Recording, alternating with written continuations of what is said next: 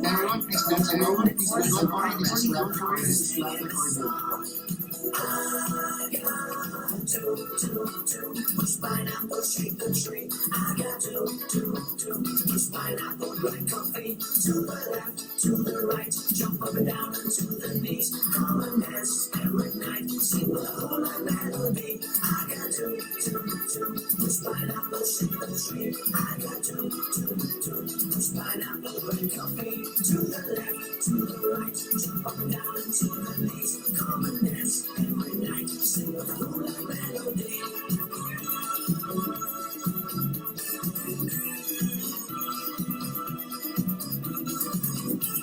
And down on the shore, they gather romance. She showed me much more, not only to dance.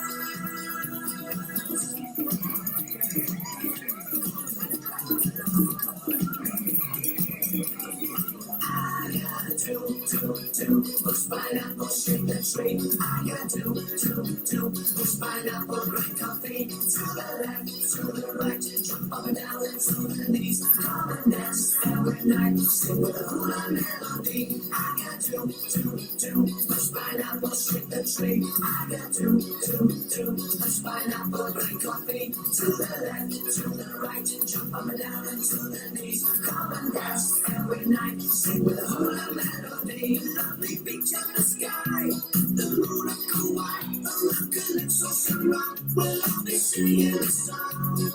I got push pineapple, shake the tree. I got push pineapple, black coffee. To the left, to the right, jump up and down and to the knees. Come and dance every night, sing with a hula melody. I got push pineapple, shake the tree. I got push pineapple, black coffee. To the left, to the right, jump up and down and to the knees. Come and dance every night, sing with a hula melody.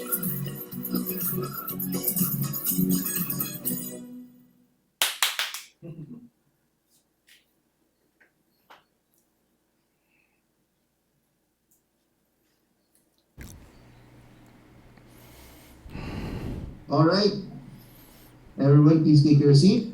Let's take some time to have our breaths back. Talagang habang po sa mga seryoso for sure, ay hindi ngayon. Alright.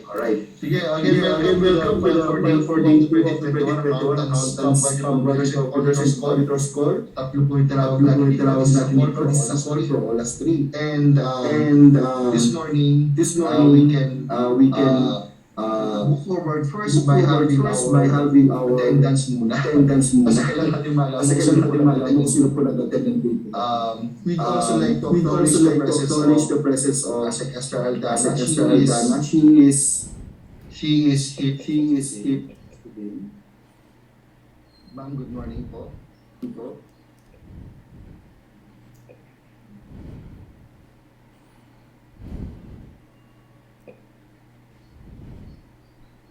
Alright. Nag-feedback pa rin ba? Hindi na. Okay, sige, we'll move forward.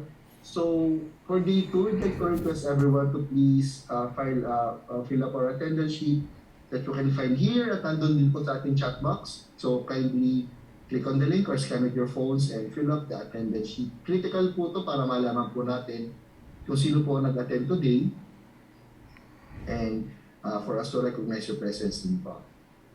Of course, we still have our ground rules for the day. Ito po ang ating house rules.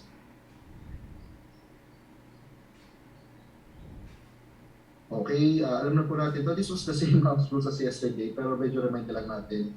Please make sure na you're using the same email address you used to register to log in here, and your represented organization is indicated sa inyong display name.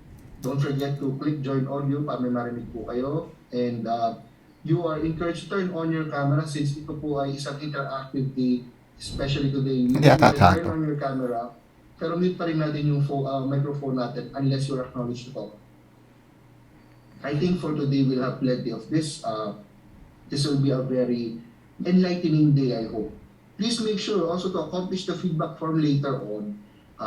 For today, this will be at the end of our activity. It will be flashed on your screens and we will have this shown also sa ating chat box. Next. Alright, to give us a brief glimpse of who our resource persons or resource team would be today, we'd like to show you an introductory video for us to know them better.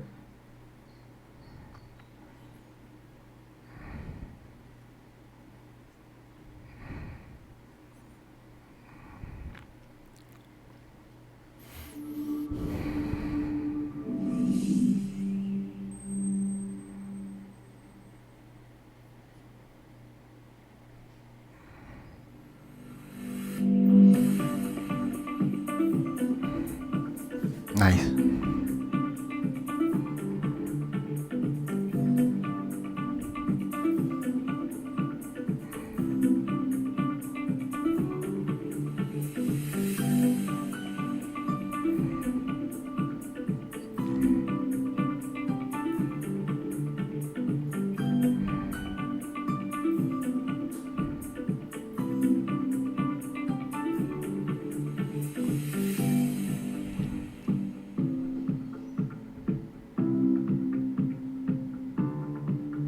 Ganda.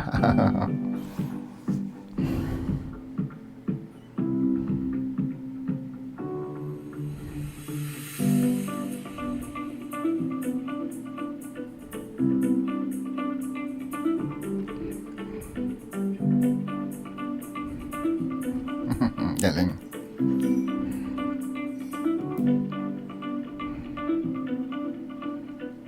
Ganda. Galing.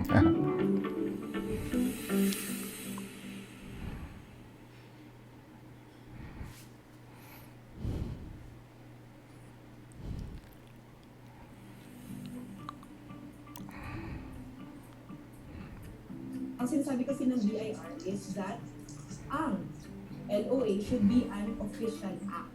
It should be an official document. And for it to become an official document, kailangan daw hindi siya against sa provisions ng mandatory or prohibitory laws. Or else, void siya. Okay? Reading further, sabi dito, yung official document or yung official act shall be only valid kapag siya ay in accordance or not contrary to the laws or the Constitution.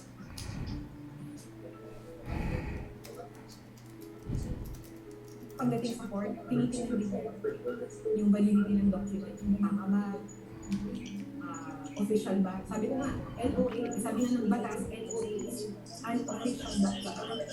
So, if unofficial siya, UN, may problema doon. Lahat ng kasunod na document doon may problema. Kung unofficial yung first document, then the most unofficial doon. Nice.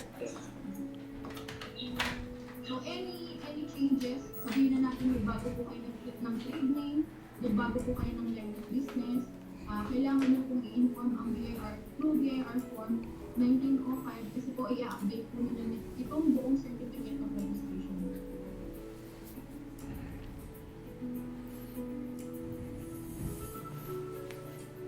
Pag-aaralan natin yung structure ng tax code para familiar tayo sa kung paano ba i-navigate ang tax code. Kasi hindi lang dapat si examiner or si accountant yung may alam kung paano ba i-navigate ang tax code. Kailangan pati tayong taxpayers alam natin kung saan sa tax code. Galing. I love it. Kasi yun sa considered na importanteng equipment mo dito sa negosyo ng tax code.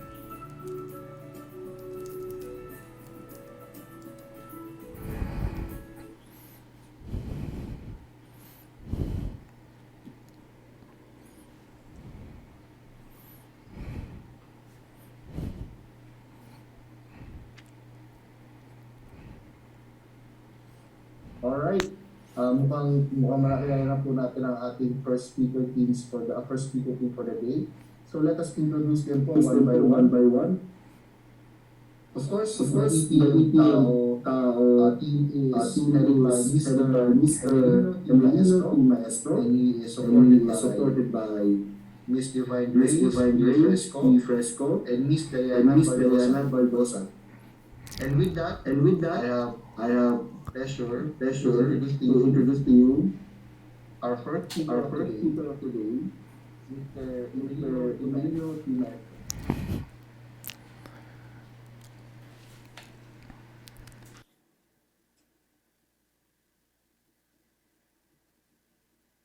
Magandang panahon po sa inyong lahat. Actually po, ang magiging details... nakamute ba ako? Magandang araw po sa inyong lahat, mga ka-taxpayer kong minamahal. So, liliwanagin ko lang na ang magiging first speaker natin si Miss D or si Miss Den. So, kanina, umiiyak yung apo ko. Oha! Oha! Oha! Oha! So, nagising ako, binabalidate ko bakit umiiyak. Pumasok sa isip ko, yung sinasabi ng misis ko, pabayaan mong umiyak yung bata kasi lalakas yung kanyang lungs. Iniisip ko, bakit ko pababayaang umiyak yung apo ko? Ano ang legal value nung sinasabi ng misis ko sa akin? At ano yung legal basis niya kung paano lalakas yung lungs nung apo ko sa pag-iyak? With that, wala ho akong sagot. Because hindi ko alam kung anong ipipick up kong batas para masuportahan yung sinasabi ng misis ko. Similarly, ang taxation importante na malaman natin lagi ang legal value at ang legal basis. Hindi ho mawawala yan. So, sa bandang huli na lang ho ako magdi-discuss ng mga bagay na kailangan ho ninyong malaman. Pero ang basis ho kasi natin is how to handle your letter of authority. At ibibigay ko ho ito. Si Den ba o si Divine ang mauuna? Den. Okay. So, ipakikilala ko yung Vice President ng ETM Tax Agent Office na humahawak ko ng sangkatutak na mga letters of authority sa BIR. Please welcome Miss Den Baldosa. Thank you, sir. Good morning, everyone. And magandang araw po sa ating lahat. Unahin ko lang po itong talk ko by thanking the officials behind this event for inviting us para mag-share ng aming knowledge and experience pagdating sa BIR. And personally po, for me, this is also a learning opportunity kasi I get to hear your experience din. Kung paano ba kayo na-audit ng BIR? Share ko lang po ito. Kasi paano ba nag-audit ang BIR, isang national government agency, ng kapwa nito government agency. So we are tasked today to discuss yung how to handle letter of authority.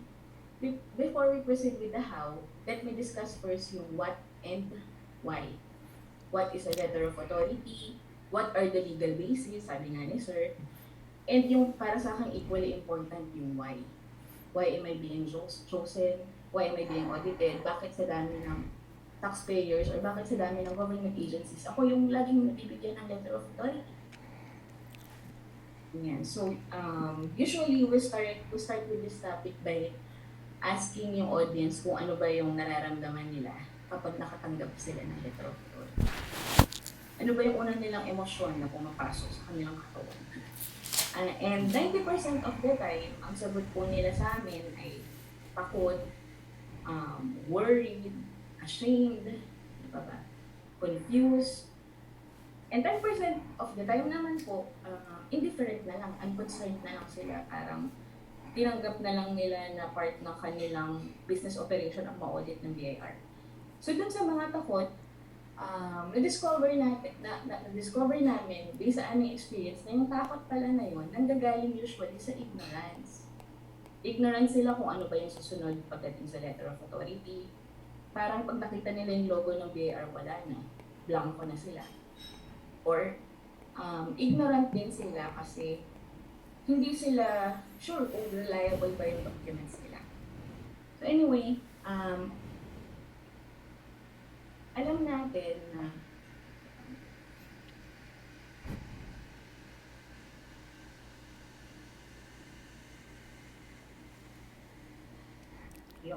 alam natin na ang role or function rather ng BIR is to administer the provisions of the National Internal Revenue Code or ng tax code. Alam natin na ang duty nila is to implement the tax code and its related laws in a fair and impartial manner. Alam natin na ang mission ng BIR is to collect taxes for nation building.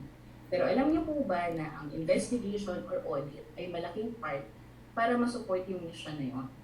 Para pala ako nag-orientation. Kick off sa BIR. Hindi naman po sa ganun, no?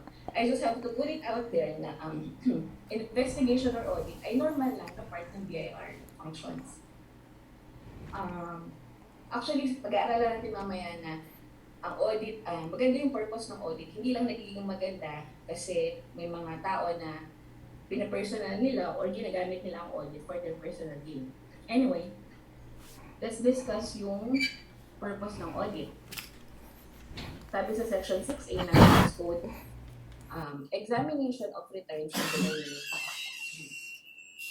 After a return has been filed, as required under the provisions of this code, the commissioner or his duly authorized representative may authorize the examination of any taxpayer and the assessment of the correct amount of tax.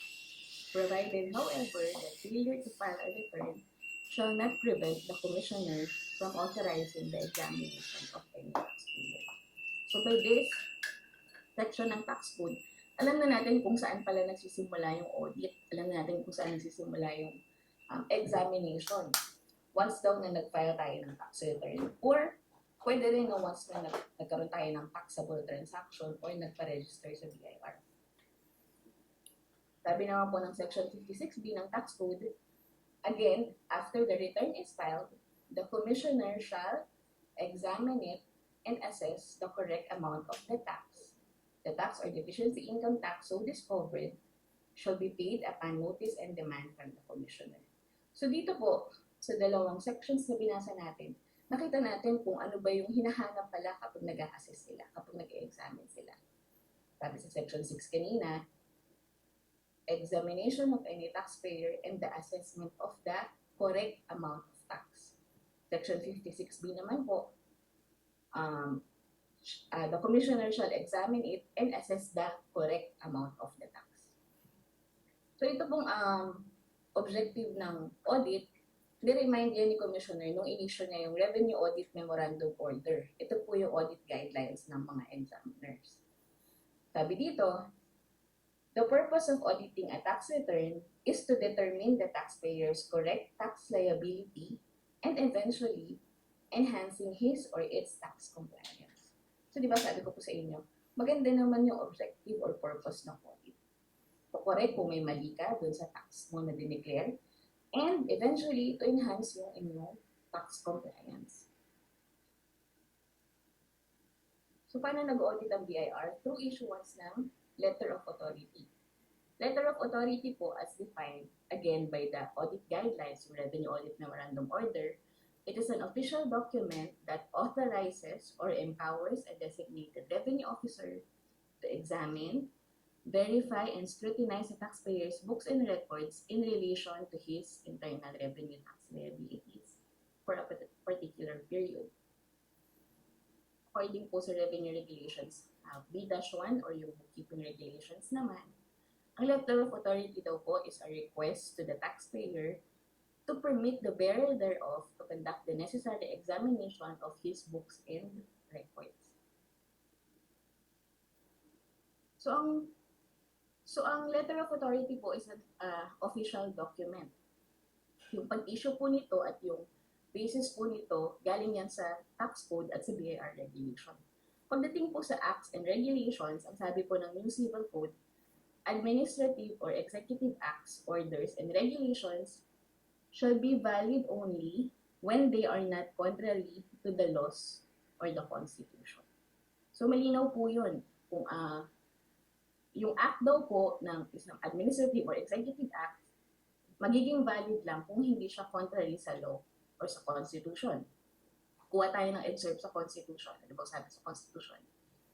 No person shall be deprived of life, liberty, and property without due process of law. So, applying yung letter of authority at yung audit sa binasa natin sa Civil Code at sa Constitution, kailangan pala i-conduct yung audit within the due process of law. Kailangan, para maging valid ito, hindi siya dapat contrary sa law and Constitution. So, itong taxpayer's equation na lagi namin nire-remind sa aming mga lectures, nakalagay po, simple lang naman po eh. Lagi natin itong tandaan, hindi lang sa audit, pwede natin itong gamitin sa ibang BIR activities or sa ibang activities na ginagawa ng ibang government agencies. Alagay po dito, kung ang acts ay equal sa law and constitution, wala tayong problema. Good yun. Pero kung yung acts are not equal to the law and constitution, nakalagay po void kasi hindi daw siya valid. Kanina, nasabi ko po na 10% usually ng taxpayer na na-encounter namin. Or may part ng taxpayers na indifferent na lang or unconcerned na lang. Pagdating sa letter of authority, wala na silang pakialam. So, kasi wala na rin silang pakialam kung i-check pa ba nila yung act na ginagawa sa kanila, kung contrary ba sa law. Tinanggap na lang nila yung letter of authority. Parang siguro, ang feeling nila, deserve nilang i-audit or baka ang tingin nila, yun nga, part na lang ng business operation nila yung letter of authority. Ngayon, kung tayo po, so baka kayo, iniisip niyo po na as government agency, okay lang may audit ni BIR. Okay lang naman po, wala namang problema. Maganda naman yung purpose ng audit. Pero kailangan natin tandaan na kung meron ng ginagawang act na hindi in accordance sa law at constitution, pwede po yun mag-void. So kung yung issuance ng letter of authority at yung pag-conduct nila ng audit ay wala na sa due process, lumihis na sa due process, pwede po yun mag-void. Kasi tandaan natin yung objective ng audit. Ang objective niya is to correct and enhance compliance. So kung tayo din, babantayan natin yung acts na ginagawa sa atin, pwede rin natin silang makorek at pwede rin natin i-enhance yung compliance nila. Sabi nga po ng Supreme Court, we cannot condone errant or enterprising tax officials as they are expected to be vigilant and law-abiding. So, kanino ba yung mga acts na dapat natin i-check or bantayan? Ayun. Simulan natin sa signatory ng letter of authority natin. Si Revenue Regional Director. Yung kanyang role po ay na-establish sa Section 10. Nakalagay po dito, the rules and regulations, policies, and standards formulated by the Commissioner with the approval of the Secretary of Finance, the Revenue Regional Director shall, within the region and district offices under his jurisdiction, among others, issue letters of authority for the examination of taxpayers within the region. Kanina, binasa po natin sa Section 6A, si Commissioner daw or his authorized representative may examine. So, isa po si Regional Director sa kanyang authorized representative. Next naman po, yung Revenue Officer. Section 13, according po dito, subject to the rules and regulations to be prescribed by the Secretary of Finance, upon recommendation of the Commissioner, a revenue officer assigned to perform assessment functions in any district may, pursuant to a letter of authority issued by the Revenue Regional Director, examine taxpayers within the jurisdiction of the district in order to collect the correct amount of tax, or to recommend the assessment of any deficiency tax due in the same manner that the said acts could have been performed by the Revenue Regional Director himself. So sila po yung involved sa pag-audit sa inyo. Binasa natin kanina na yung letter of authority po ay yung document to permit yung assigned revenue officers para i-audit yung books and records po ninyo. So yung function nila, nag-originate po dito sa Section 13 ng Tax Code. Sino pa? Ayun, duties of revenue district officers and other internal revenue officers. So si Revenue Region kanina at yung assigned revenue officers, ngayon naman po si Revenue District Officer or yung head ng district. Ilagay po dito, it shall be the duty of every revenue district officer or other internal revenue officers and employees to ensure that all laws and rules and regulations affecting national internal revenue are faithfully executed and complied with, and to aid the prevention, detection, and punishment of frauds or delinquencies in connection therewith. Very clear na the RDO as head ng district, siya yung, and nakalagay pala, and other internal revenue officers, they are tasked to ensure that all laws and rules and regulations ay complied with. So kasama po din yung pag-issue nila ng letter of authority at yung pag-conduct nila ng audit. So pag-aralan natin yung example naman nung kanina, pumunta tayo dun sa kung kaninong act kung kailangan natin i-monitor. Ngayon punta naman tayo dun sa mga acts na kailangan natin i-monitor. Sa Revenue Memorandum Order number 44-2010, dito po in-establish yung issuance ng electronic letter of authority. Before po kasi manual ang letter of authority. So dito, meron pong nilagay na features of the electronic LA. Marami po yan eh. Kinuha ko lang 4, 5, and 6. Number 4, the tax types and taxable period to be covered by the audit shall be reflected on the electronic LA. So, ulitin ko lang po, ito yung mga features or information contained ng inyong LOA.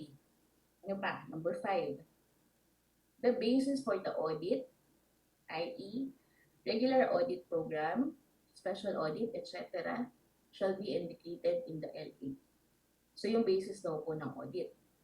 And number 6, any manually written character, alphabetical or numeric, notation or erasure shall render the LA invalid. So, kaya po yung LOA ninyo, makikita ninyo na merong important part. Nakalagay doon sa maliit na part na yun, sa last sentence, nakalagay doon, please confirm the validity of these documents with the signatory above. Kailangan natin i-confirm kung valid ba kasi meron silang pinrescribe na features para maging valid to. Kapag hindi sila sumunod doon, kapag hindi nila sunod yung kapag yung act nila ay contrary na sa law and constitution, magiging invalid. Ito nga lang sa number 6. Any manually written character, notation, or erasure shall render the LA invalid. So in our practice, we have collected letters na po from the BIR na nag-void ng LOA. So punta tayo dito sa number 5. The basis for the audit daw shall be indicated in the LA. So meron pong iba't ibang klase ng type ng audit. Balikan ko lang po ito. Again, nasa LOA nyo po itong part. Nakalagay dito, please confirm the validity of this document. Binibigyan tayo ng chance na i-confirm muna kung valid ba yung na-receive nating LOA. And wag nating i-take advantage natin itong chance na to. So, kagaya po dito sa RMO 44-2010, marami pa pong features at marami pa pong meron pa pong due process kung paano ginagamit ang LOA. So, yun yung mga pwede natin gamitin para ma-confirm kung valid ba or hindi. So, punta tayo sa basis of audit. Meron pong iba't ibang klase ng LOA. Meron pong regular audit. Merong audit specifically for value-added tax lang. Meron po recently yung office audit naman. Based doon sa basic sales ng isang company. And meron po itong pinaka-iniiwasan ng taxpayers, yung audit po for run after tax evaders. Ano ba yung applicable sa atin as national government agency? So ito po, bawat type of audit nakalagay po siya yung basis. nakalagay po kasi yung signatory and nakalagay po yung BIR office. Tingnan natin kung ano ba yung audit na applicable sa atin as national government agency. So, nung inisyo po yung Joint Circular Number 1-2000 from COA and DBM, and establish po dito yung roles ng bawat government offices pagdating sa pag-handle ng TRA. Nakalagay po dito, isa sa functions ng BIR, ayan, ito po yung responsibilities daw po ng BIR. Number 1, monitor the NGA's compliance with the registration requirements as withholding agents, and etc. So, ayan pa po. And yung last part, isa rin sa responsibility ng BIR office is to verify the accuracy of all taxes withheld and remitted by the NGAs through the regular audit of their filed withholding tax returns. So, alam na natin kung anong klaseng audit pala yung applicable sa atin. And alam na natin kung ano yung basis of audit na gagamitin natin. So, sa atin daw po ay regular audit. Ang basis po natin is yung Revenue Memorandum Order number 19-2015. Nasa BIR website po ang buong copy nito. Pwede nyo po i-download. So, dito po sa RMO na to, nandito yung policies, guidelines, and procedures kung paano mag-audit ang BIR. Tignan natin again kung ano yung applicable sa atin bilang NGA. So, audit and investigation of taxpayers. In general, all taxpayers are considered as possible candidates for audit. To cover such audit, investigation of taxpayers, electronic letter of authorities shall be issued. The said audit investigation shall include but not limited to the following cases. So, meron silang tinatawag na mandatory cases. Ito daw po yung mga taxpayers na actually 1.1 to 1.4, ito po daw yung mga taxpayers claiming refunds. So, yung pala yung mandatory cases nila. Ano pa? Kasama rin po sa mandatory cases nila yung nagre-request for tax clearance due to retirement. Mandatory case din daw po yung nagre-request ng tax clearance undergoing merger. And yung cases with unresolved letter of authority. Letter ng cases. So, wala pala tayo dito, no, sa mandatory cases. Wala tayo dun sa pangalawa. Priority taxpayers or industries. Unless revised through the issuance of a revenue memorandum order, the tax returns to be audited shall be based on the following. So, ito na yung priority taxpayers kanina, mandatory cases. Ngayon, ito naman yung priority industry. So, nakikita niyo na po ba kung nasan tayo? Isa daw po dun yung taxpayers mandatorily covered to file their returns using EFPS.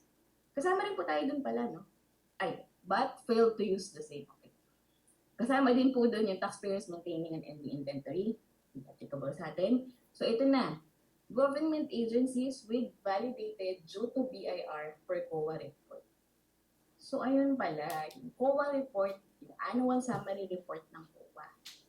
Diba po, kapag nag-issue na si COA ng report niya, meron doon findings and recommendations. So, doon nakalagay, meron kang due to BIR. Tapos, ang recommendation nila, kailangan mo siyang i-remit immediately. Kung hindi pala natatapos doon, kahit nag-recommend na sila, pwede palang gamitin yung BIR as basis para i-audit ka. Malinaw po dito. Government agencies with validated due to BIR per COA report. So, ngayon pa lang po, pwede nyo na pong i-check kung yung subject nyo bang taxable year, yung COA report nyo ba for the subject taxable year na may LoA ay merong due to BIR. Kailangan nyo po i-check kung may pumasok ba kayo dun sa selection criteria or dun sa, ano tawag dito? Audit criteria. Kasi nakalagay po dito sa same RMO, basahin po natin. Ito na po ako sa number 2. Any deviation except those selected under item 2.3 hereof shall require a request with a written justification to be submitted by the RD to the Deputy Commissioner Operations Group for regional cases and adhere to the Commissioner for LT cases. A copy of the request approved by the DCIROG shall be furnished to the Assistant Commissioner as assessment service for monitoring purposes. The selection code to be assigned to cases under this category shall be OUT. Out. So sabi dito, any deviation kung wala ka dun sa selection criteria, kailangan nilang request with a written justification. Kailangan mag-submit ni Regional Director kung bakit kanya i-audit. So again, i-check niyo na po kung meron ba kayong due to BIR sa COA report. Kasi kung wala po, pero meron kayong LoA, gumawa pala sila ng request with a written justification. Pwede niyo po i-request yung copy nun.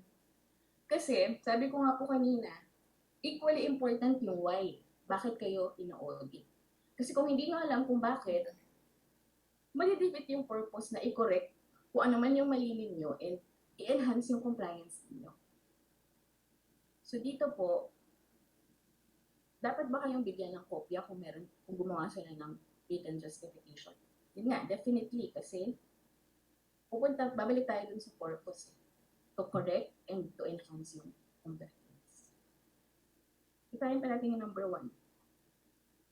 The RDO, RD, LTD, LTAD, and ASIR LTS are equally responsible in ensuring that only returns of taxpayers registered within their jurisdiction and those that match the selection criteria of this order are selected for issuance of ELAs. Otherwise, they shall be subject to administrative sanctions. So, kailangan pala nandito ka. Nandito ka sa priority o nandito ka sa mandatory. Kasi kung wala, mag-request sila ng written justification. Otherwise, they shall be subject to administrative sanctions. Ayan. Sila yung RDO, RD, LTD, LTAD. Ano pa ba? Ano pa ba yung mga features ng LoA? Balik ako dito.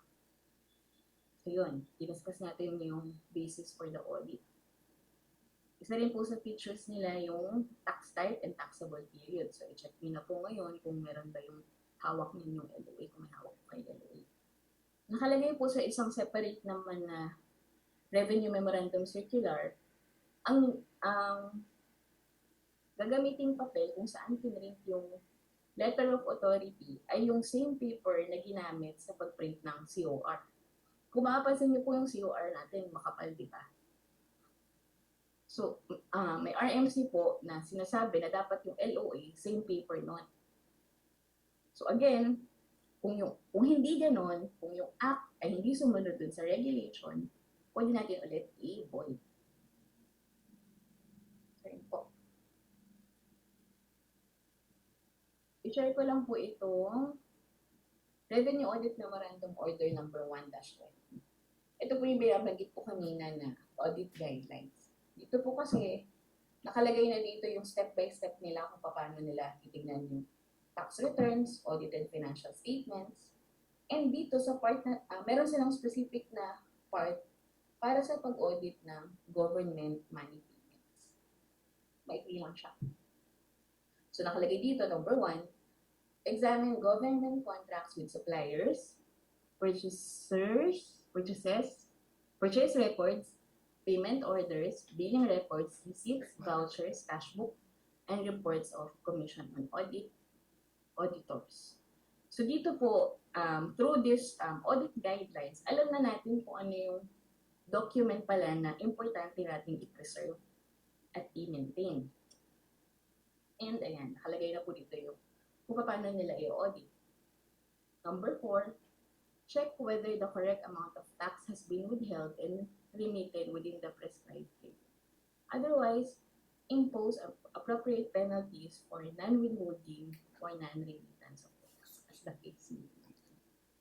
So, ayan.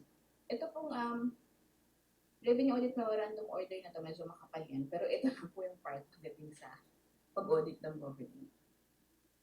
So, nandiyan na po yung documents na importante ninyong i-present, i-preserve, at i-maintain pagdating sa audit ni BIR. Pag naka-receive po kayo ng LoA, meron po yung kasamang checklist of requirements, tama po, or checklist of documents na hihingi.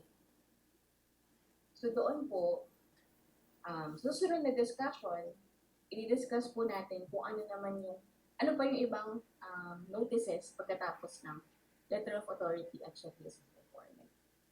Yun po ay i-discuss ng aking colleague, superior, and napakahusay po na tax consultant, si Ma'am Divine Grace Presco. So again, thank you po for inviting us. Mamaya po ulit ako sa open forum. For now, Ma'am Divine, the floor of this online stage is yours. Thank you po. Thank you, Ma'am Den.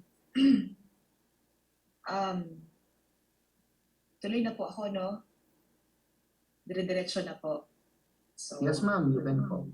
thank you, Kevin. Ayan. So, tama ba? Si Kevin nga ba yun? Thank you, Kevin. Ayan. So, again, good morning po. Tatanggalin ko yung aking salamin kasi nagre-reflect yung aking ring light. Ayan. So, good morning po sa lahat na narito for the 44 participants. Masaya po kami na maimbitahan po ng LGA.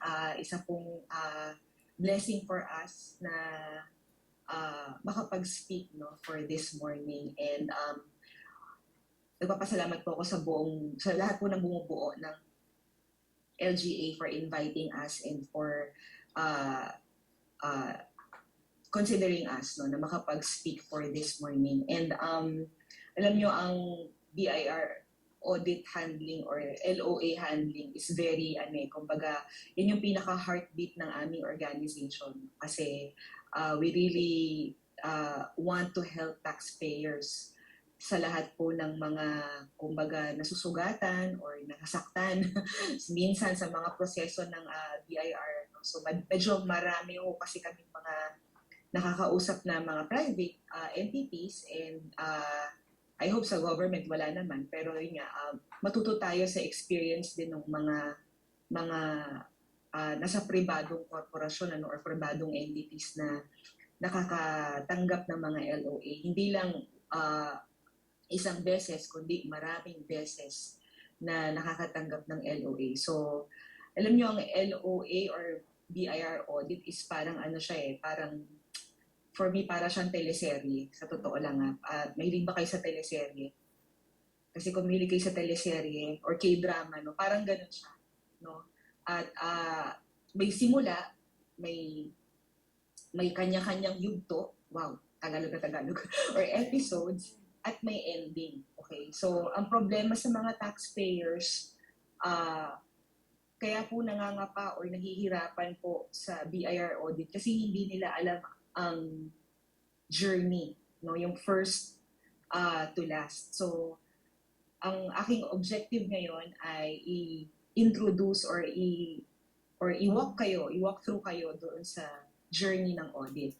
You know, this webinar is actually discussed in 2 parts. Sa totoo lang, mga kulang po talaga yung 1.5 hour. Pero I'll try my very best to deliver qualitatively and sufficiently yung information po na kailangan ninyo ngayon. So, mag-share screen na po ako.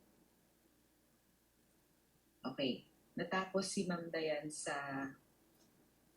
dito po, no? So, pupunta po tayo sa phases of audit. So, nabanggit nga po natin kanina ni Ma'am Dayan na ang audit po nagsastart talaga yan sa LoA. Wala na pong ibang document or any official document na gagamitin ng BIR kundi LoA lamang. Kasi yun po yung nakalagay sa tax code, nabasa naman po natin kanina. So, kapag meron pong mga taga-BIR na gustong mag-check ng documents nyo or gustong mag-require or mag-visit sa inyo for inspection or examination, hihingan nyo muna dapat ng LoA. Indispensable po yung document na yan. And yun po yung pinaka-unang-unang document na ma-receive nyo once you have an investigation. So, ang audit po, may 3 parts lang naman yan.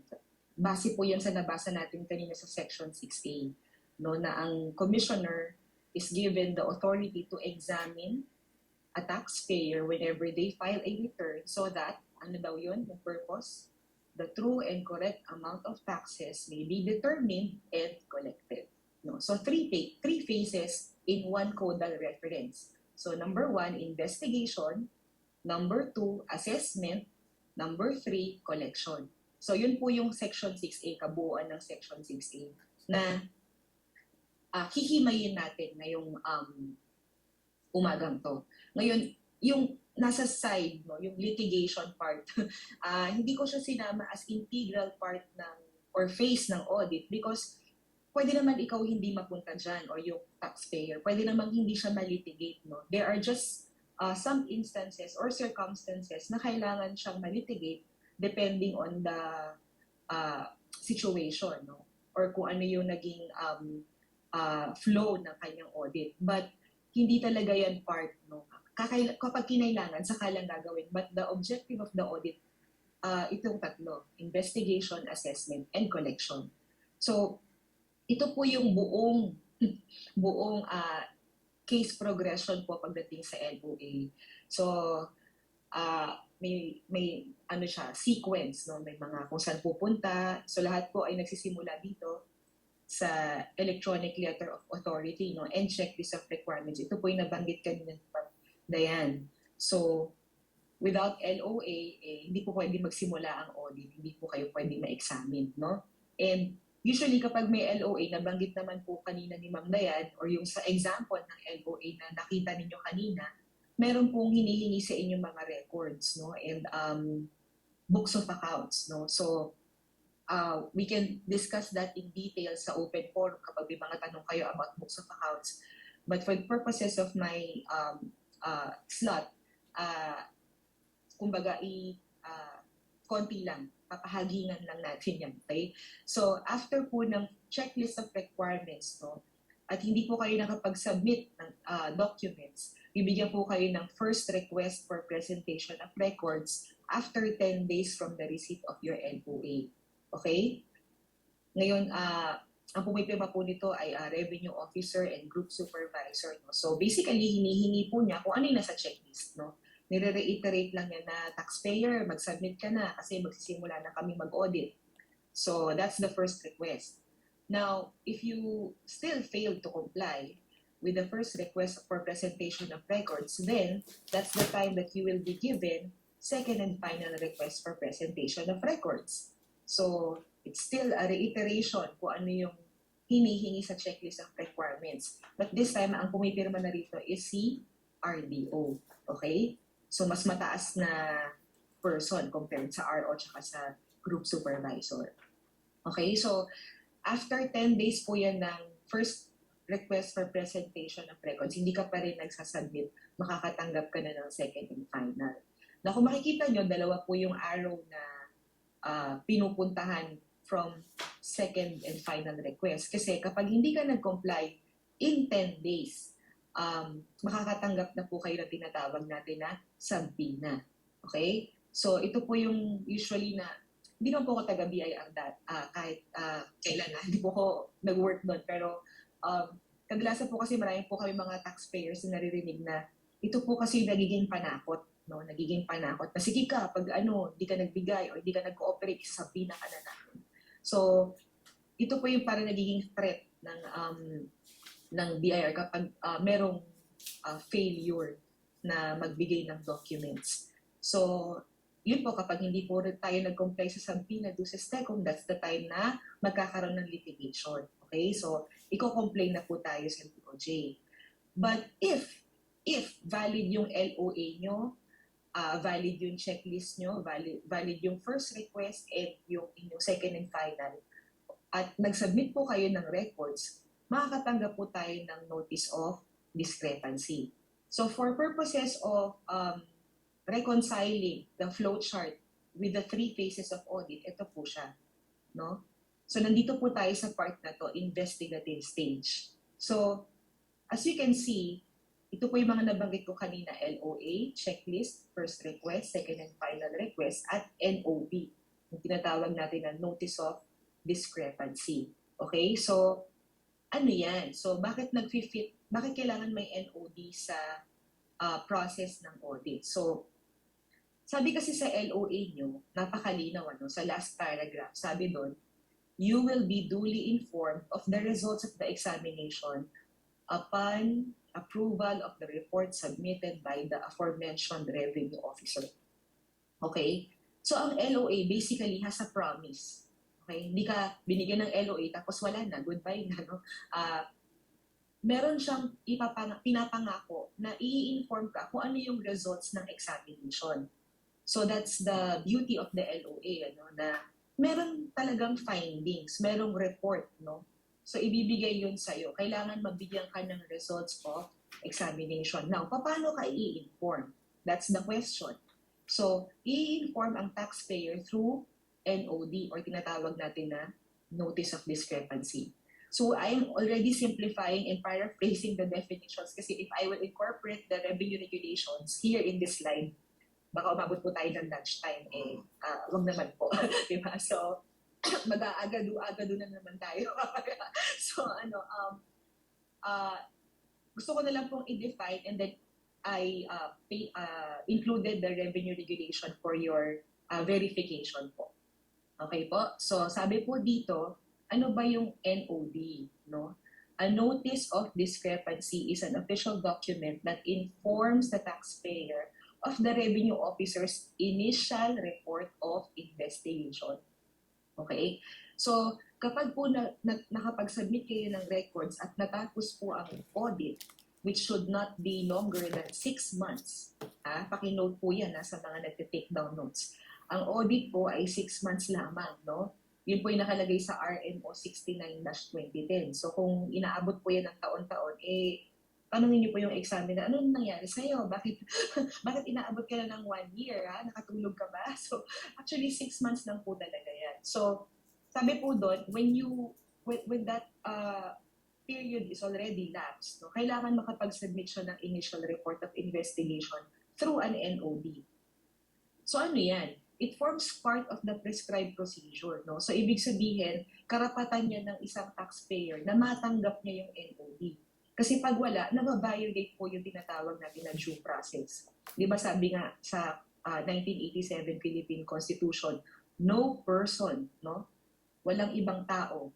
No person shall be deprived of life, liberty, property without due process. So mahalaga yung due process. No? Kasi pag nasunod yung due process, may right na to deprive you of your life, liberty, and property. So ngayon, sinasabi po natin na kapag hindi nabigay ang NOD, it violates the due process na sinasabi sa batas. Okay?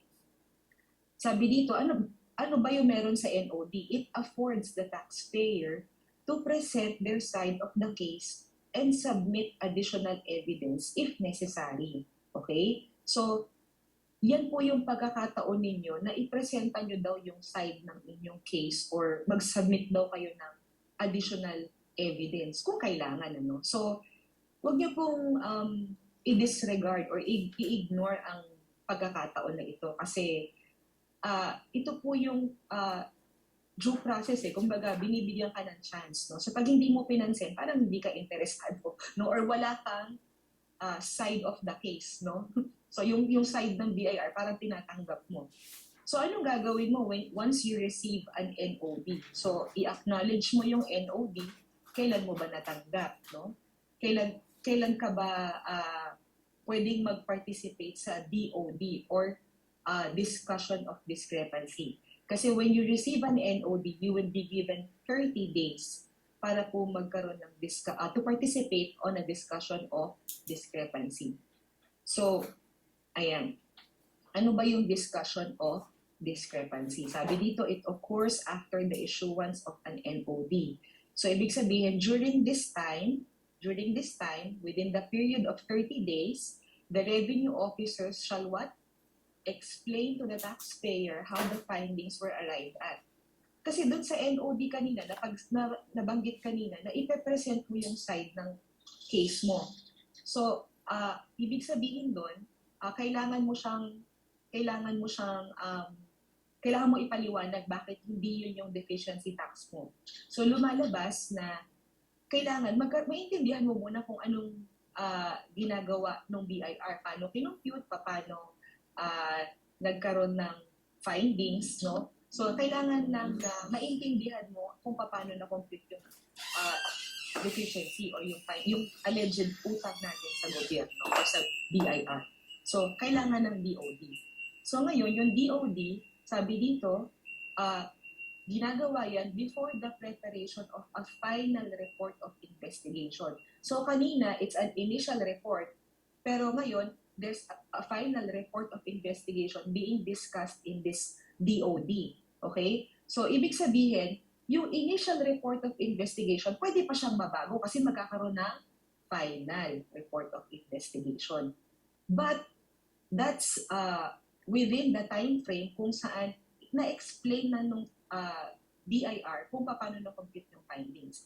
And once na-explain na ng BIR sa'yo kung paano na-compute yung findings, di ba ang ganda? Kasi may fair playing field na kayo. No? Hindi na nakanganga yung taxpayer na ano ba ginawa sa akin? Bakit ako may ganitong babayaran, di ba? So, at least naiintindihan na natin kung paano na-compute. At alam na natin kung paano mag-represent ng ating side of the case. Okay? So, sabi dito, the DOD or the discussion of discrepancy shall in no case extend 30 days. Okay? So, hindi na po hahaba ng isang buwan. So, 30 days lamang. And if the BIR still finds the taxpayer liable for deficiency taxes, the docket will be forwarded to the Assessment Division for review and issuance of preliminary assessment notice. Ayan, so, kasi ganito po yan sinasabi ng revenue officer, 1 milyon ang utang mo. Ang sinasabi mo after ng discussion of discrepancy, after ng NOD, hindi, 5 piso lang. Grabe yung discrepancy, no? O, di ba? Hindi, 5 piso lang. So, hindi kayo magkasundo, di ba? Hindi, 1 milyon talaga Hindi, 5 piso lang, di ba? So, kailangan din mag-intervene na mas mataas? That's the assessment division. Okay? Kailangan nang ma-review yung findings na kinompute ng BIR so that, again, the true and correct amount of taxes will be determined. Alright? So, what do you do when you receive an NOD and you want to participate to a DOD, discussion of discrepancy? So, in writing, i-invoke nyo na I have a right to a discussion of discrepancy and i-define ninyo kung ano ibig sabihin ng discussion of discrepancy at anong nangyayari doon. Kasi hindi mo sasabihin ng BIR sa taxpayer kung ano nangyayari sa DOD. Kumbaga, ang presumption lagi sa atin, dapat alam natin yan. No? So, yun. Lagi nila sinasite yung ignorance of the law, excuses no one from compliance theory. So, wag po tayong umasa na sasabihin po ng BIR yun sa atin. Okay, so marami po kami mga taxpayers na lumalapit naman sa amin na nade-deprive sila sa period of discussion of discrepancy kasi they do not know. No? So, ngayon na-enlighten na sila. So, ngayon hinihingi na nila to. So, ask the revenue officers of the facts and law on which the findings are based before presenting your arguments. Ikaw muna yung humingi. No? Paano mo na-compute? No? Baka naman tumingin ka lang sa langit at makita mo may 6 na butiki. Therefore, 6 million. Parang gano'n. So, hindi po gano'n ang pag-compute ng BI. Kailangan may facts and may law. Okay? So, I hope that's clear. Now, andito na po tayo So, kapag the BIR still finds you liable of deficiency taxes, the BIR will issue you a preliminary assessment notice. So, ito po tayo. PAN. Okay? So, sensya na kung medyo mabilis ako Di ba, kung may unclear sa open forum po natin, i-discuss lahat. Okay? So, a preliminary assessment notice or PAN is issued when the BIR still finds the taxpayer liable for deficiency taxes. So, it is an indispensable notice, okay, which the taxpayer must respond to within 15 days from its receipt. Excuse me. Okay, so indispensable, ibig sabihin, integral yan sa audit. Okay, if you will go to the website of Court of Tax Appeals and you start reading case decisions, marami po ang nananalong taxpayer kasi hindi sila nabigyan ng PAN. No? So, importante ang PAN in every audit. Okay, hindi po kawali preliminary assessment notice. So PAN, okay? So and in the PAN, again, due process still exists. So sabi dito, mag-respond ka within 15 days from its receipt. Otherwise, the BIR will issue a what? Formal letter of demand and assessment notice sa inyo, which we will discuss later. Okay? Sabi dito, the PAN must conform with the provisions of the tax code. Diba? So, which requires that the assessment shall contain the facts and law on which it was based. Okay? So, importante yung facts and law again. So, otherwise, the assessment shall be void and without effect. So, meron kami nakuhang definition ng void sa sa Supreme Court or sa CPA jurisprudence. Kaya lang hindi ko siya nasama sa slide, but nakalagay doon ang ganda ng definition. It is ang meaning is without effect and beyond rectification or ratification yon. So hindi mo na pwedeng maitama, no? So yun yung ibig sabihin ng void. Sabi ko napakaganda pala ng legal definition ng void, no? So hindi mo na pala pwedeng itama kasi void na, no? So when you receive a PAN, respond and protest to the findings of the PAN. Huwag mong i-ignore, no? Malalaman natin mamaya kung ba't hindi mo dapat i-ignore. Okay? So kasi basically sa RDO pa lang, hindi na kayo nagkakasundo sa deficiency taxes. So sabihin mo sa PAN, bakit hindi pa rin ikaw dapat magbayad ng deficiency tax, no? And when you file your response or protest, no, it must also be supported with facts and law as well. So, equitable, no? Si BIR, kailangan magbigay siya ng facts and law on which the assessment is based. Kapag ikaw ay nag-respond, gano'n naman din. Kailangan mo ng facts and law on which the assessment, on which the response and protest was based. So, wait for the BIR's resolution to your protest to the PAN. So, ito po yung mga sources natin, Section 228. I think you will be given a copy of this slide naman or recording. I'm not sure, but nilagay na po namin for your reference, no? So, hintayin mo yung resolution ng BIR sa iyong protest to the PAN. Okay? Sabi dito sa Supreme Court, ayan, bagong-bago, August 4, 2021 siya na-release. Sabi dito, no? Bakit kailangan i-resolve yung issue sa PAN? Sabi dito, it is true that the Commissioner is not obliged to accept the taxpayer's explanation as explained by the Court of Tax Appeals. Okay lang, hindi ka kumbaga, alam na ng court na ang BIR, sige, wag mong tanggapin, okay lang kung gusto mong i-deny or tanggapin. Kaya lang, sabi dito, when he or she rejects, no? If the BIR rejects our explanation, kailangan daw, he or she must give some reason for doing so. Hindi pwedeng deny, no? Bawal yun, okay? So, kailangan may explanation, no? Sabi dito, he or she must give the particular facts upon which his or her conclusions are based. And those facts must appear in the record. Indeed, the Commissioner's inaction and omission to give due consideration to the arguments and evidence submitted before her by Avon, kasi yung keynote dito are deplorable transgressions of Avon's right to due process. So, ang inaction pala, tsaka omission, deplorable transgression, di ba? So, kasalanan sa ating due process. Sabi dito, the right to be heard, which includes the right to present evidence, is meaningless if the Commissioner can simply ignore the evidence without reason. So, kailangan may reason. Bigyan mo naman ako ng dahilan, Commissioner. Bakit mo ni-reject? Ganda-ganda pa naman ang response ko tsaka protest ko tapos rejected lang pala. X lang pala, di ba? So, kailangan may rason tsaka may reason. Ay, in English ko lang. Kailangan may reason at tsaka may evidence. Okay? So, similarly, in this case, despite Avon's submission of its explanation and pieces of evidence to the assessment, the Commissioner failed to acknowledge these submissions and instead issued identical preliminary assessment notice, final letter of demand, and with final assessment notices and collection letter. So parang lumalabas copy-paste. Copy-paste, no? Kasi hindi nila na-resolve yung PAN, tapos dire-diretso silang nag-issue ng final assessment notices and final letters of demand. Okay? So, malinaw po yan ha. Gamitin nyo po yung decision na yan.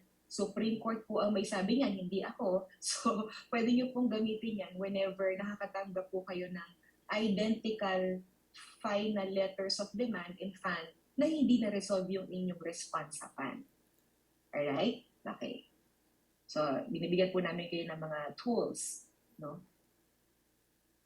Okay. So, ano naman yung FLD tsaka assessment notice? Sabi dito, a formal letter of demand and assessment notice is a notice of demand calling for payment of taxpayers' deficiency tax assessment. So kung ikaw yung makakatanggap nito, talaga calling for payment na pala. So magbabayad na ba ako, no? So basahin pa natin muna further. Sabi kasi dito, like the PAN, it is a prescribed and mandatory document to be issued and must state the facts and law on which the assessment is based. Otherwise, the assessment is what? Void, no? And without effect. So, ganda. Kasi kailangan pa rin isama yung facts and law. Talagang hindi mo mawala yun. So, once an FLD or FAN is received, the taxpayer is given the right to protest. Ayan. So, hindi ka pa naman pala kailangan magbayad agad. So, sabi lang dito, calling for payment. But if you disagree, no, you are given the right to protest. So, mamaya, pag-usapan natin, paano ka magpo-protest? Kasi ang sabi dito, in a manner prescribed by the BIR's rules and regulation.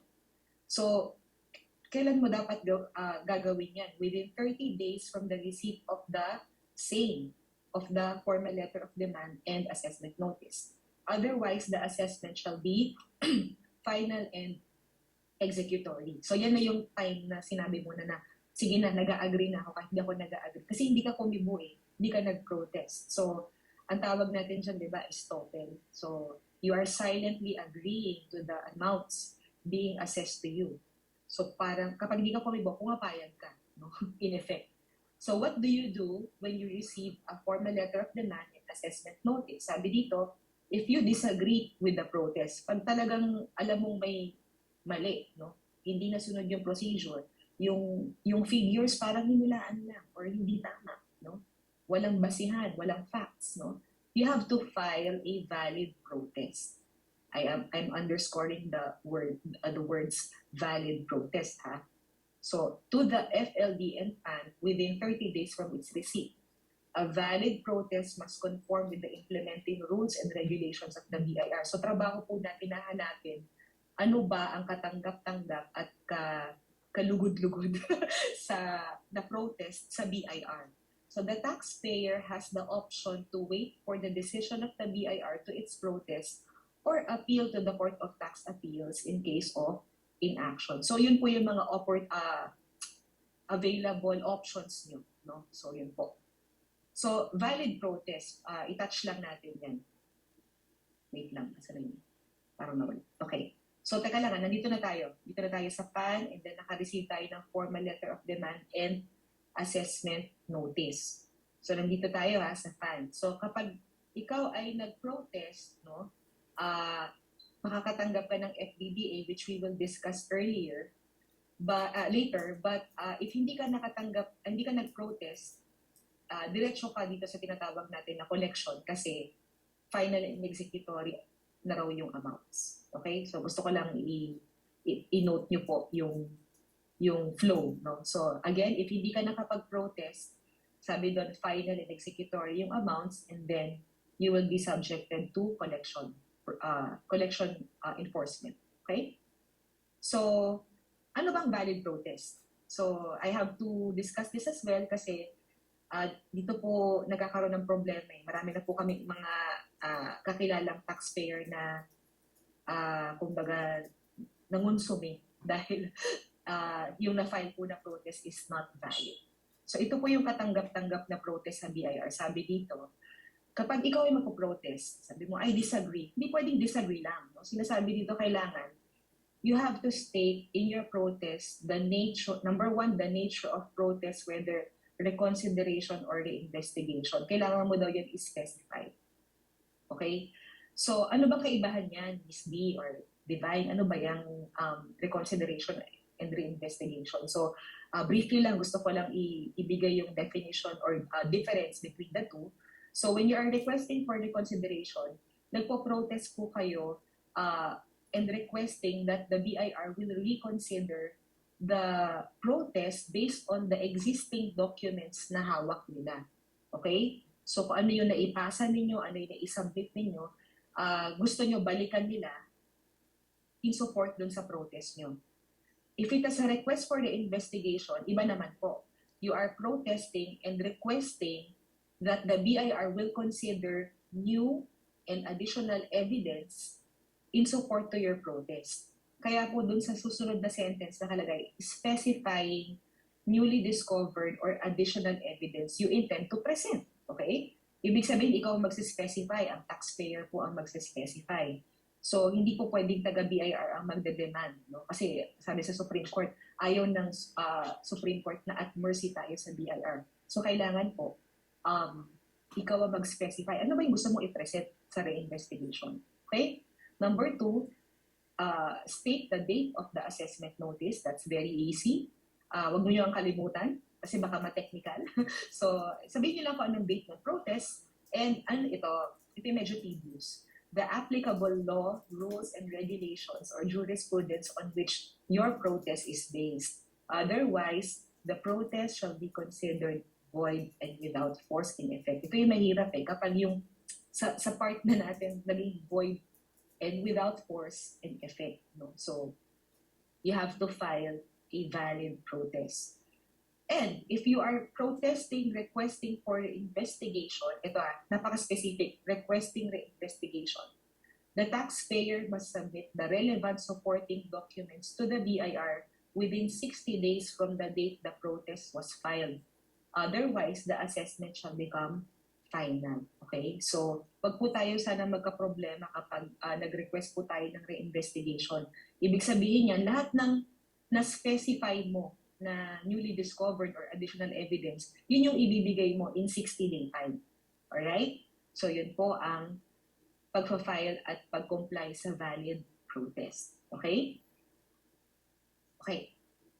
So, once everything is done, no, nagawa ninyo yung timely na file ninyo, so, since it is a valid disputed assessment, makakatanggap kayo dapat ng FDDA or yung tinatawag natin na Final Decision on Disputed Assessment. So, ano ibig sabihin niyan, Ms. B? So, sabi dito, FDDA is the prescribed and specified document issued when a taxpayer disputes the assessment. Kasi kung wala kang dispute, walang final decision on disputed assessment. Ganun lang po siya kasimple. So, when a taxpayer disputes the assessment and files a valid protest letter, to be a valid FDDA, it must state the facts, applicable law, rules and regulations, or jurisprudence on which the decision is based. So, this is the time na kailangan na magdesisyon ng taga-BIR, specifically BIR Regional Director, sa inyong protest. No? Otherwise, the decision shall be considered void. No? So, when they decide, kailangan ng facts and law, rules and regulation. And it must also state that the same is a final decision. So, hindi ka po pwedeng, anong tawag doon? Hindi pwedeng malabong usapan. Wala na akong ibang term na maisip. But kailangan malinaw, this is my final decision. Kasi ang taxpayer, kailangan niya malaman kung final na ba para alam na niya yung gagawin niya. Okay? Mag-a-appeal na ba ako o hindi pa ako mag-a-appeal? So, yun yung mga, pag malabo yun, may sinasabi po yung Supreme Court po doon na void yung decision. So, sabi po dito, once an FDDA is received, the taxpayer is given the right to file a request for reconsideration to the Commissioner's Office through the Appellate Division within 30 days from the receipt of the same or appeal the decision straight to the Court of Tax Appeals. Otherwise, the assessment shall be final and executory. Okay? So medyo tumataas na po yung tier natin. Kanina, RDO, naging Assessment Division, tapos ngayon si Regional Director, nag-decide, FDDA, no? So sa FDDA, kapag denied or in whole or in part yung iyong protest, at sinabi po ng regional director na it is my final decision, may utang ka talaga sa akin, no, sa BIR. So you can elevate, no, your protest through a request for reconsideration sa Commissioner's Office. So kilala niyo naman po yung commissioner natin ngayon, si Commissioner Cesar Dulay. Siya po yung current BIR commissioner natin ngayon. So bibigay po natin or magre-request po tayo ng reconsideration sa kanya because that's the duty of the commissioner, no, to decide. Sabi sa section 4 at saka sa section 6, no, mag-decide ang commissioner sa assessment, sa deficiency tax assessment or sa protest. Okay? So kapag hindi po natin nagawa yan in 30 days time, the assessment shall become final and executory. Excuse me. So what do you do when you receive an FDBA?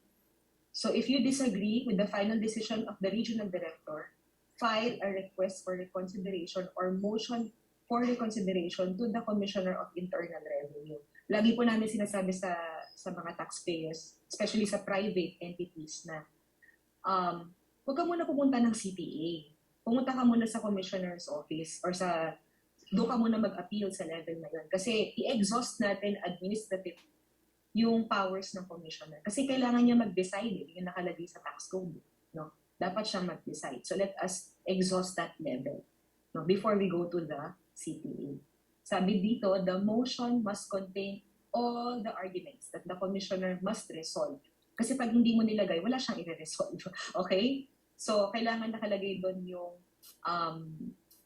kung ano yung mga argumento mo, yung mga kahit yung mga hindi mo na present sa protest mo, isama mo na sa request for reconsideration.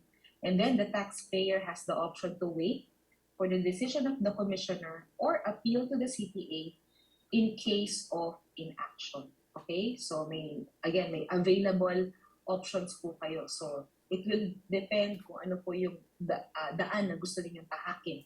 No? So, nandito po tayo, final decision on disputed assessment.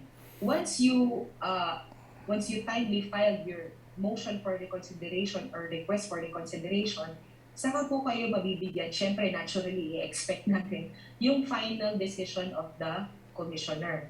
Kapag hindi naman po natin nagawa ang pag-elevate sa commissioner's office ng ating protest or yung ating request for reconsideration, pupunta na po tayo diretso sa collection stage. Okay? So, yun po. Inuulit-ulit ko lang para po malinaw. So, FB. So, nandito na tayo. After natin mag-request for reconsideration sa FBBA, so, makakatanggap tayo dapat ng FD o tinatawag natin na final decision of the commissioner. It is a prescribed document of the tax code and its implementing rules and regulation. It is issued to resolve the motion or request for reconsideration filed by the taxpayer concerning the FDBA. Yun. Ito, it is natural for the taxpayer to expect the commissioner to decide in his protest either positively or negatively. So, nabasa na natin kanina sa Supreme Court kanina, Commissioner Internal Revenue versus Unioil, na kailangan mo talagang mag-explain tsaka kung ano yung conclusion mo, supportahan mo ng tax and law. So, ganun din dito. When the commissioner issues his or her final decision, it must be supported by facts and law. Okay? Ngayon, once an FD or final decision is received, the taxpayer is given the right to file an appeal. Okay? Pwede ka na rin mag-apela. This time, sa Court of Tax Appeals. So, ito na yung opportunity to go to court, no? So, sabi dito, kailan ka dapat mag-file ng appeal? So, within 30 days from the receipt of the same. Otherwise, the assessment shall be final and executory. So, again, may 30 days ulit to file an appeal sa Court of Tax Appeals. So, what do you do? Eh, syempre, umanap ka na ng lawyer or tawagan mo na yung lawyer mo kung may nakilala kang lawyer, no? And through a legal counsel, kailangan mo na mag-file ng appeal sa Court of Tax Appeals through petition for review. So, kailangan mangyari lahat yan in 30 days time after mo ma-receive yung final decision. Alright? So, I know I'm talking too fast, but kailangan maging fast kasi medyo mahaba talaga yung discussion ng audit process. So, na-exhaust natin RDO level, assessment level, regional director level, and then level ni Commissioner of Internal Revenue. Alright? So, what happens next after the court? Siyempre, hihintay mo na yung court na mag-decide. Alright? So, ibig sabihin, ito lang na, gusto ko lang pong makita po ninyo ha. In every stage or in every department of the BIR, you are given chance. You are afforded the right to speak, the right to write, the right to write, the right to file a protest, the right to present your arguments. So, yun po yung beauty ng audit no? Na, hindi pala siya talaga masakit. Masakit lang siya kapag hindi ko naiintindihan. Pero dahil naiintindihan ko na kung ano yung flow, then meron pa, ang dami ko palang chances or ang dami ko palang right, basically, to legally reduce the tax, no? Ibig sabihin, pwede ko palang mapababa yung assessment ng sa paraan na tanggap ng BIR at sa paraan na honorable sa batas. Okay? So, through this sequence, malalaman po natin kailan po tayo at kung saan at kung sino ang dapat natin pag-file ng protest and arguments natin. Alright? So, ibig sabihin, the collection stage, it doesn't happen overnight. No? Hindi yan agad-agad. No? May proseso po. Ito po ang haba. Kung nakikita niyo yung aking pointer, ito po yan, napakahaba. From here to here. So, it doesn't parang huwag po kayo matakot na pababayaran ko na yan agad sa'yo. O kapag may mga ganong taga-BIR na nagsasalita sa inyo. Hindi po totoo yun. Kasi may proseso po tayong sinusunod. So, yun po. Kailan ba dapat maging collectible ang amount? So, kahit po yung part na yan, na-specify na rin po yung, ng BIR yung instances for it. No? Sabi po dito, collection process. Ito po yung collection process ng BIR. Kailan ka ba matatag as due? No? Due ka na sa BIR. So, meron po silang tinatawag na ARDA. Nakalimutan ko i-type yung ilagay yung reference, but this is from RMO 11-2014. I think I can type it here.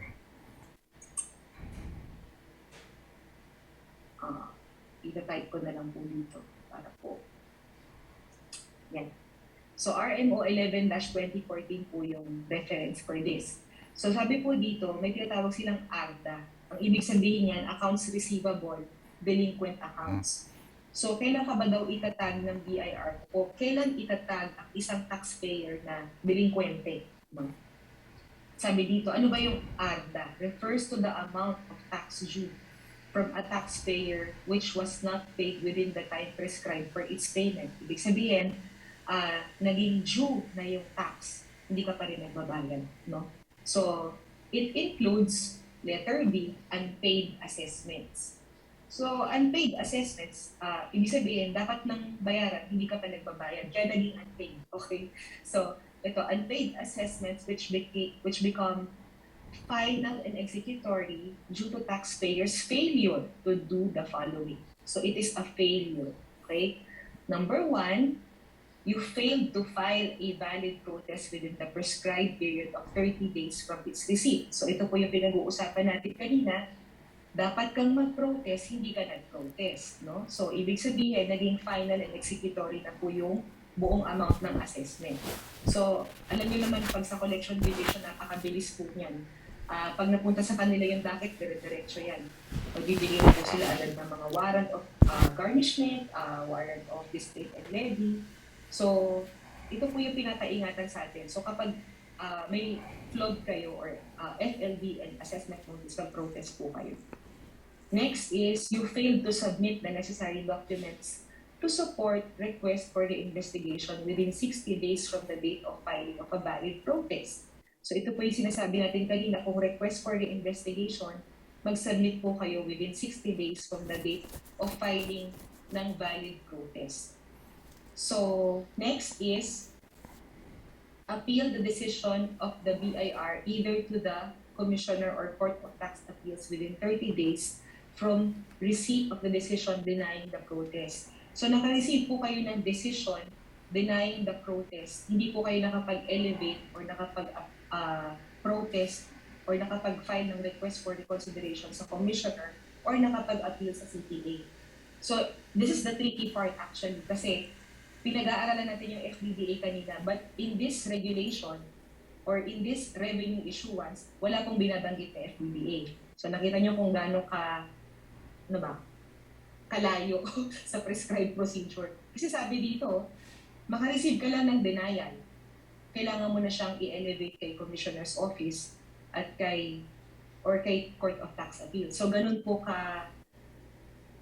ka-detail dapat na ang pag-aaral sa tingin ko. Kasi madami na pong nabibiktima dito na naghihintay ng FBDA pero naka-receive sila ng denial. So, ingat po tayo sa mga ganong wordings, no? Denial of your protest or your protest is denied. So, next is, you failed to file a motion for reconsideration the decision of the court favorable to the BIR or appeal the same to the higher court within the prescribed time for its filing. Ito po ay para sa mga appeals natin sa courts. So, let's say sa Court of Tax Appeals, natalo tayo, nanalo BIR. So, dapat po mag-appeal tayo sa higher court, which is Supreme Court. No? So, yun lang po yung sinasabi dito. Kasi pag hindi po natin nagawa, magiging final po yung amount. And last but not the least, you failed to update the BIR on the change of address. Ayan, grabe pati change of address kasama, di ba? So sabi dito, nakalimutan mo raw or hindi ka raw nakapag-update. No? Lumipat ka ng registered address, hindi ka nag-file ng update. So hindi excuse yun na hindi mo matatanggap yung assessment. So magiging final and executory yung amount kapag hindi ka nag-protest. So sabi dito, you failed to update the BIR on the change of address or cancellation of business. Nagsara ka daw, hindi ka nag-update, okay? Resulting to the non-receipt of the assessment notice that was delivered pursuant to the address indicated in the registration database in the ITS or Integrated Tax System. So, when you decide to, or kung may kilala kayo na gusto magsara ng opisina or ng business, at gusto maglipat ng address or lumipat ng address, advice po natin sila na mag-update ka ng registration mo sa BIR. Mag-update ka ng changes. Through BIR Form 1905 lang naman po lahat yan. Alright? Otherwise, mag-enforce po ang collection sa inyo and you will be given these two documents, no? Warrant of restraint and levy at saka warrant of garnishment. Ito po yung mga examples, no? So, yung warrant of garnishment kasi specifically po yan sa cash in bank. So, hiwalay po yung document nila dyan. Okay? So, that's the audit process. Again, huwag po natin hayaan na maging final and executory yung mga amounts. And if you have any questions, if there is a need for me to clarify things later, sa open forum na lang po. But I hope you clear naman po no, yung tatlong phases ng audit, investigative, assessment, and collection. So, yun po.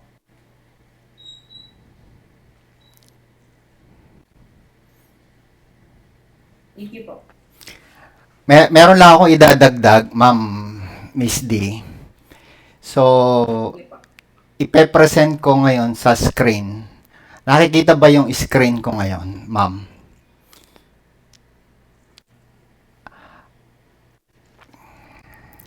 So, nakikita yung screen ko ngayon. Ito, ang tawag dito sa screen na to ay statutory offense and penalty addition to tax. Marami ang hindi nakakaintindi na mga accountants, bookkeepers, at auditors or yung COA auditors and budget officers ng mga government agencies. Alam po ba ninyo na pag mayroong deficiency tax, ang inyong ahensya at kayo ho ang bookkeeper at kayo ho yung accountant na gumagawa ng tax return o nagko-compute ng withholding tax return. At from your computation, nagkaroon ho ng underpayment o non-remittance ng taxes ang inyong government agency. Yung addition to tax, hindi ho dapat bayaran yan ng government agency. For example, yung pong Department of Interior Law and Local Government or Local Government Units, hindi dapat bayaran yung addition to tax. May tatlong klase ng addition to tax.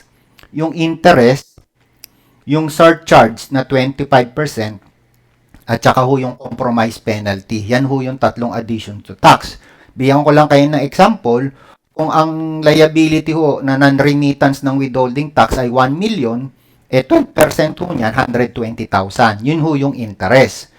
So, kung idadagdag pa ho yung 25% surcharge, di 250,000 ho yun. So, in total, ang addition to tax, not including the compromise penalty, ang compromise penalty ho ay para ho sa criminal liability nung accountant, nung bookkeeper, o nung budget officer na gumawa ng tax return.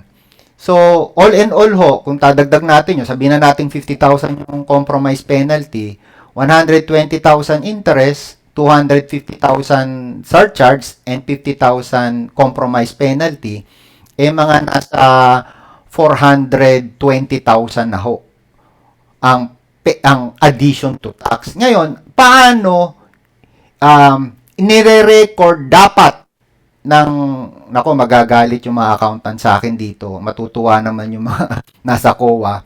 So, paano ang approach? Ano yung legal way to handle the addition to tax? Addition to a deficiency tax ang pinag-usapan, specifically yung pong withholding tax. Ito po yung batas.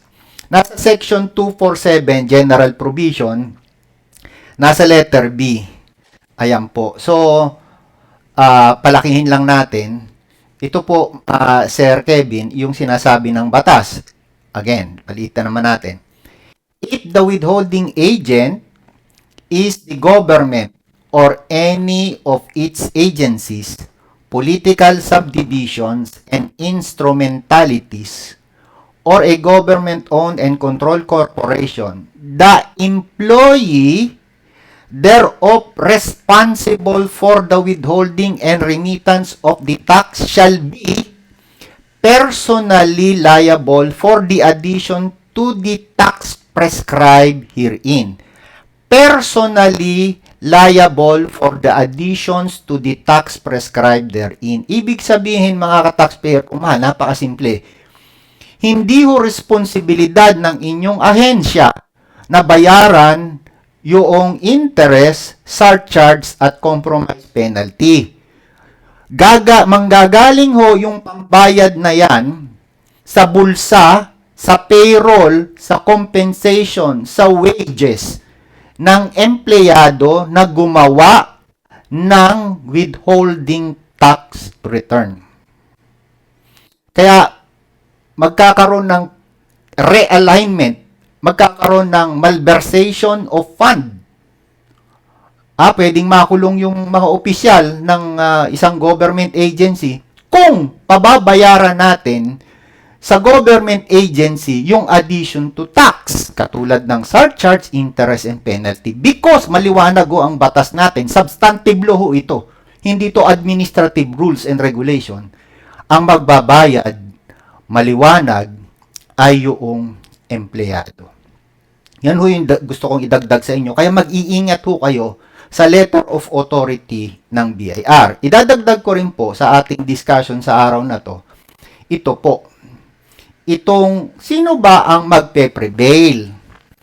Yung National Government Accounting Standards or System, yung tinatawag nating NGAS, yung Commission and Audit Procedures, o yung Generally Appropriation Act. Kasi yan po yung ginagawa ng mga, ako po yung nanghuhula lang, yung mga nanonood ngayon sa atin ngayon, yung mga nanunuri sa araw na ito, yan po yung trabaho nyo eh. Sumunod kayo sa National Government Accounting System or Standards, sumunod kayo sa mga memorandum ng Commission on Audit, at yung mga nasa budget officer, i-determine na yung expenses ay naaayon sa General Appropriation Act. In one hand. On the other hand, yung tax code. Sino magpe-prevail sa kanilang dalawa? Maliwanag ho ang batas natin. At ito ho ay galing sa Supreme Court. Ipakikita ko lang ho sa inyo ang sinasabi ng ating Supreme Court. Ayan po. Ito po ay Lascona versus BIR. Maliwanag po ang sinasabi rito.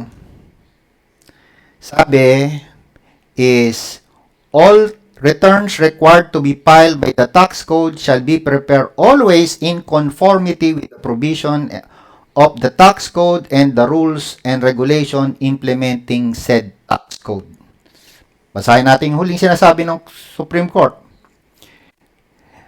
RAM number 2-95 is clear-cut on the rule on when to recognize deduction for taxpayer using CRAP method of accounting. The rule prevails over any gap including matching costs as applied in financial and business accounting. Supreme Court po ang nagsulat niyan. Ayan po, si Samuel Martinez, Antonio Carpio, kilala ho niyo yan. Samuel Martinez, yan na ho ang bago nating ombudsman. So maliwanag ho, kung may difference between NGAS, COA Memorandum or Audit Memorandum ng COA at GAA, ang mananatili ho at ang mananalo lagi ay tax code as far as withholding tax return is concerned. Kaya mag-ingat po kayo sa paggawa nyo ng withholding tax return kasi ang penalty ho, hindi i-impose sa inyong agency. Hindi iaabunuhan ng agency yan. Ipinagbabawal ho yan sa GAA. Ang magbabayad ho niyan, personally, yung mga accountants, bookkeepers, budget officers na nagkamali ho sa withholding tax. With that, ibinibigay ko na po yung ating microphone sa kung sino man ho yung magte-take over. Marami pong salamat sa pakikinig kay Ma'am Den. Maraming salamat sa pakikinig po kay Ma'am Divine. At nagpapasalamat po kami at naimbitahan nyo kami rito. It's an honor. So, Sir Kevin. Calvin pala, sorry. Ngayon na po, sir. Magandang umaga po rin natin lahat. At this point, we will have a 5-minute break. Break muna ba kayo or open forum?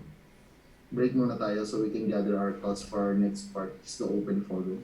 Okay, 5-minute break po muna. Okay, sige po. So mga moms, as moms and sir, relax po muna tayo dyan. Magkakaroon po tayo ng konting open forum Sige po. later on. Okay, 5-minute break. Stretch muna tayo. Inom-inom ng tubig at kape or tsaa, whichever your preference is.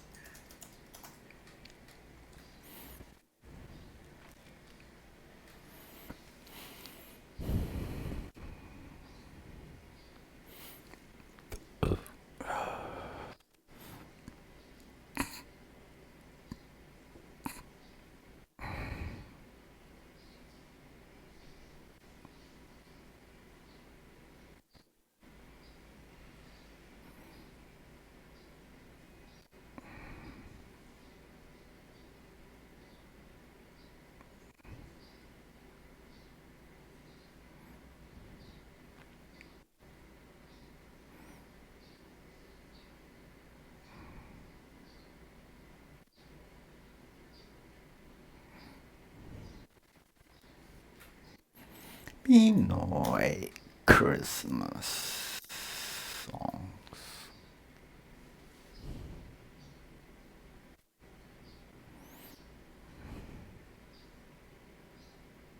Hey guys, real quick, let me give you a tip on an amazing Black Friday deal. Right now, Udemy courses are on.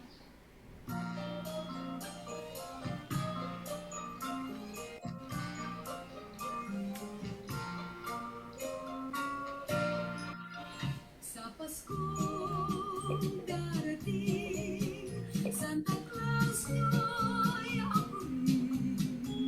Pagkat kayong lahat ay naging masunurin, dadalhan ko kayo ng mansala sa ubas. May candy at chocolate, peras, kastanyas na marami. Sa araw ng Pasko, huwag nang malulumpay, ipagdiwang ang araw habang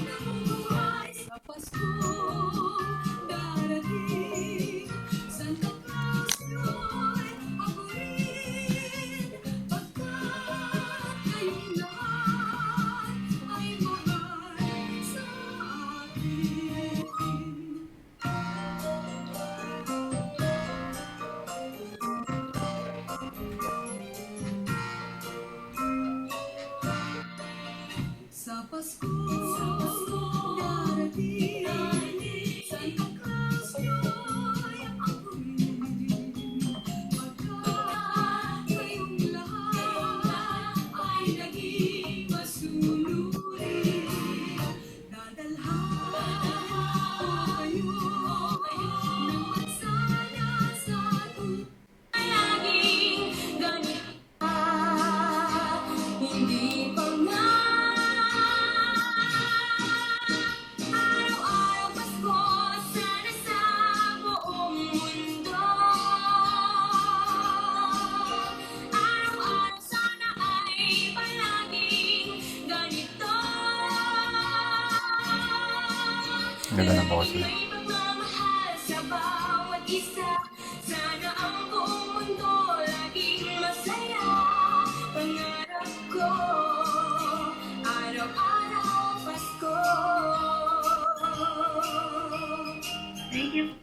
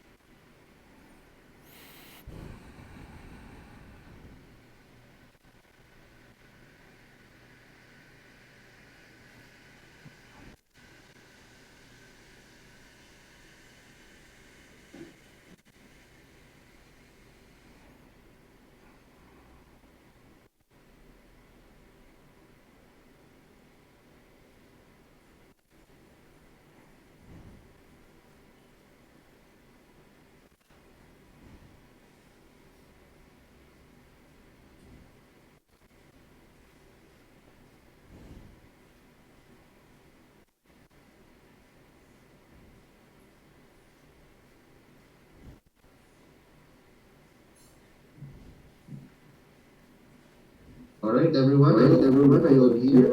We will now have our open as usual po. Welcome po tayong methodology. Raise your hand. Or you can type your questions sa chat. Alright, okay na po. Hello?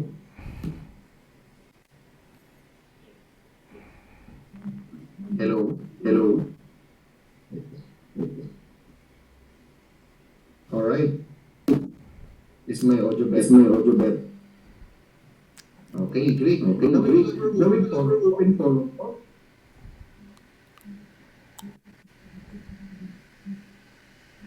Changing mind implant. Changing mind.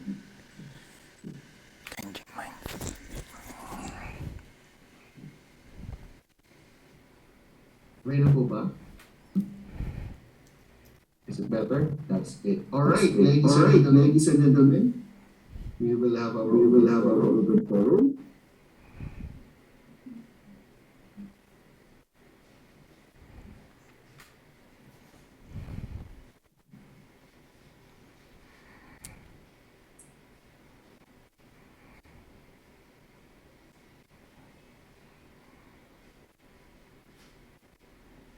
Sorry. Hello, okay na po. May echo pa. Hello?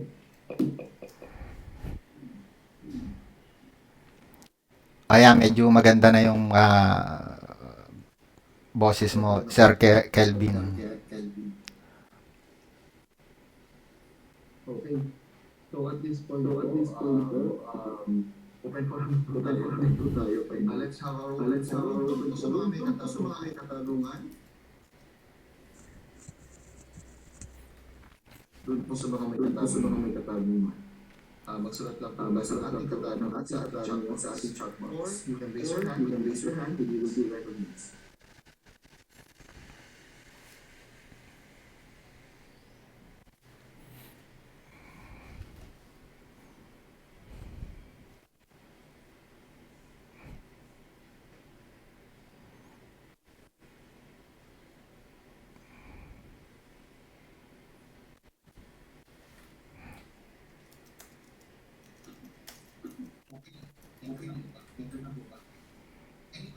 Any questions?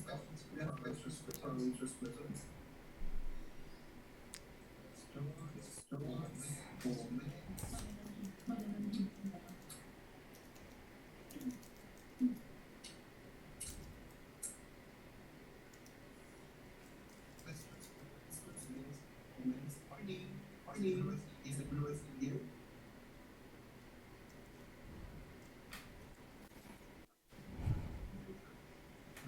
Nakabalik na po ba para mula sa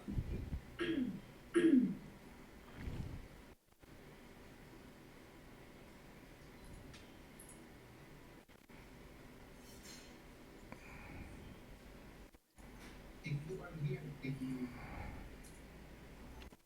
pwede po tayo mag-card or mag-thumbs up kung sa mga participants.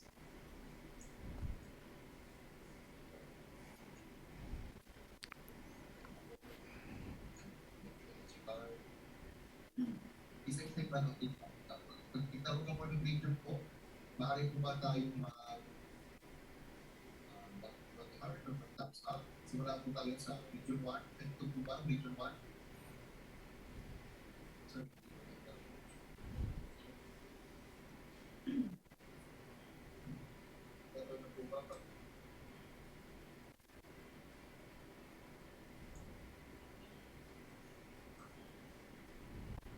Hello? Yan, better na po. Oh, great. Sige, nagkakaroon lang tayo ng given the technology gamit natin, technical difficulties. Ulitin po natin, Region 1. Nandito ka po ba? Pag nandito ka, mag-type yes. Yes po, sir. Mag-type ka ng yes. Pag nandito ka, pag wala ka na. Region 1, anyone from Region 1? Wala talaga siya. Alright, Region 2 po. Kita ko pong online ka, mag-yes. Region 1, nandito raw. Region 2 po. Region 2, present na raw po. Okay, we understand. Yes. Region 1, rest po. Oh, yes. Region 2, nandito po ba kayo? Make us feel your presence if you are here. Mag-roll call talaga tayo. Yeah, Region 2, present po, Region 2. May Zoom kasi ako. Sige. Kayo? Emma? Yes. Kumita na ulit kayo. Okay, wala yata siya. Region 3. Sir, Region 2, present po. Mr. Pakani. Calabarzon.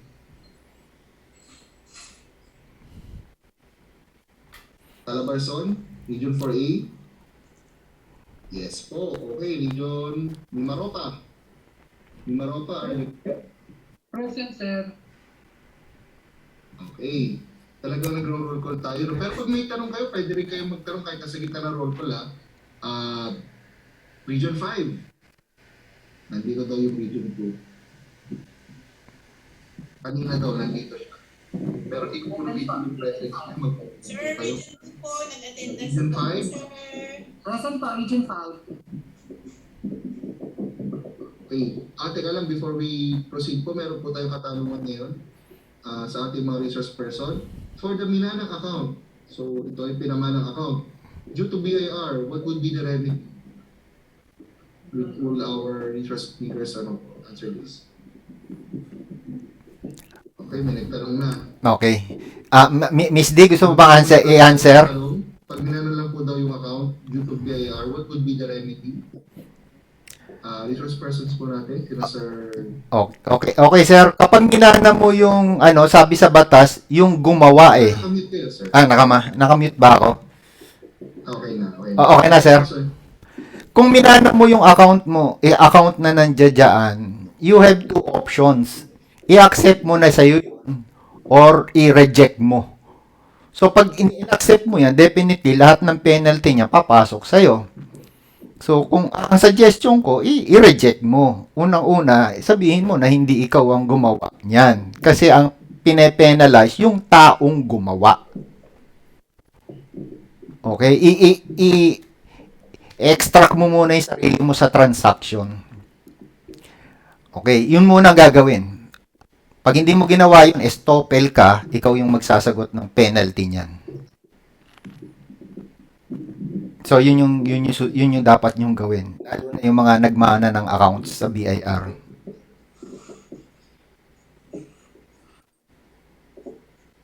Okay, salamat po, sir.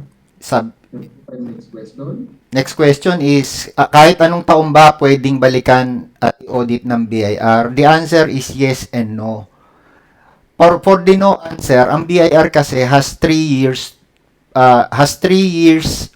right to assess a tax. Sa inyo kasi, withholding tax yan. Every quarter, every month, nagpe-prescribe. Unless, yun yung yes naman, yung ginawa ninyo ay fraudulent. So, ang prescription period to assess a tax will commence from the date of discovery of the fraudulent act. 10 years yun. So again, the criminal liability, hindi naman pwedeng ikulong yung DILG. Ang ikukulong dyan yung person responsible for the preparation of withholding tax kung fraudulent yan. And yung penalty will be the responsibility also of the person who prepare and sign and approve and plan the withholding tax returns. And of course, tatanungin niyo ako, sino magbabayad ng basic tax? Ang magbabayad ng basic tax, yung government agency.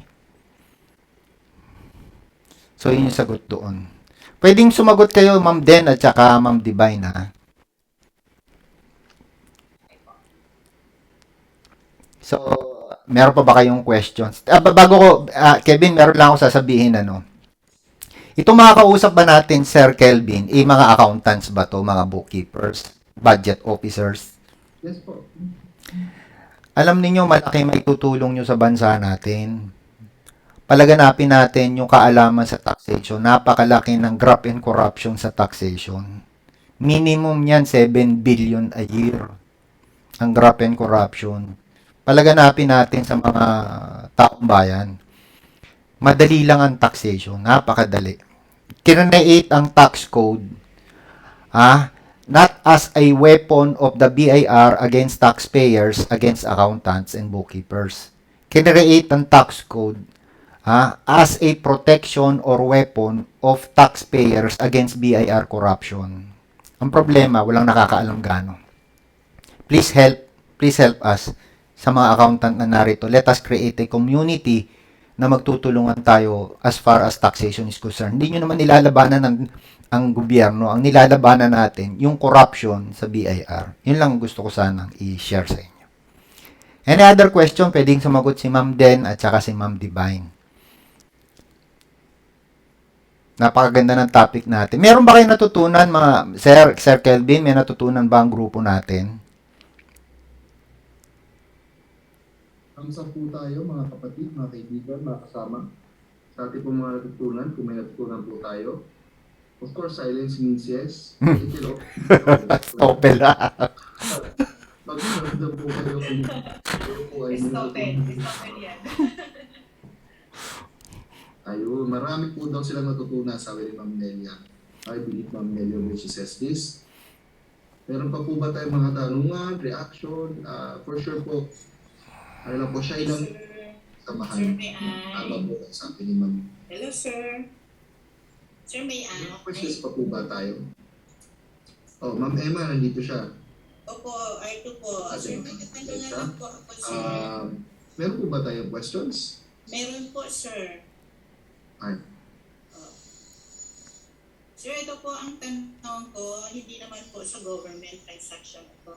Ito sa, sir, sa mga private entities. Gusto ko lang po malaman sa BIR, sir, kung how do the BIR select the taxpayers to be audited, especially po sa mga private entities po, sir?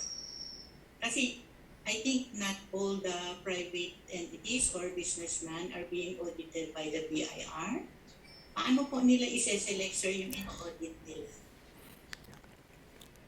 Miss Miss Divine. Hello po. Yes, ma'am. Miss D, can Thank you, sir. thank you for your question. Miss Divine, can you answer the Hi, Ma'am Emma. Yes po, ma'am. Good morning. Opo.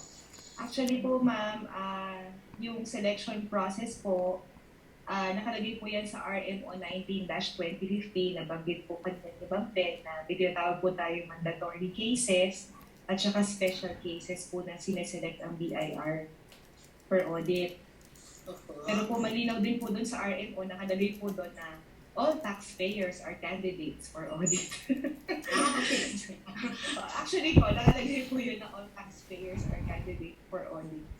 So pwedeng isa kami ron, ETM tao, hindi lang kami nabibigyan sa awa ng Diyos.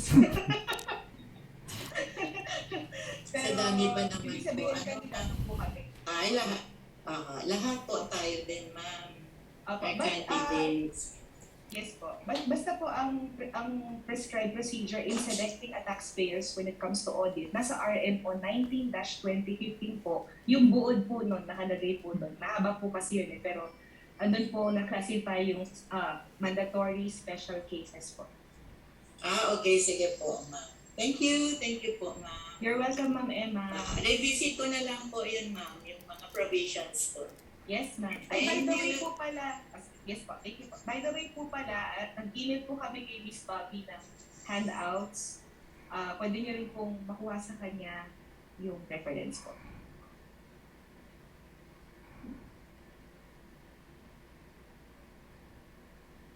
Okay. So, meron po ba tayo additional questions? Concerns?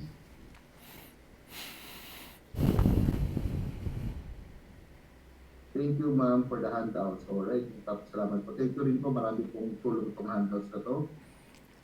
Meron po ba tayo mga clarifications or concerns sa ating mga speakers? Tulitin po natin itong pagkakataon na to. Kasi po, yun. Alright, sige. Nakamultitasking daw ang ating mga kasamahan. And they will be given po, yes, you will be given po a recording of this session as a reference po. So, kung wala na po tayong additional questions,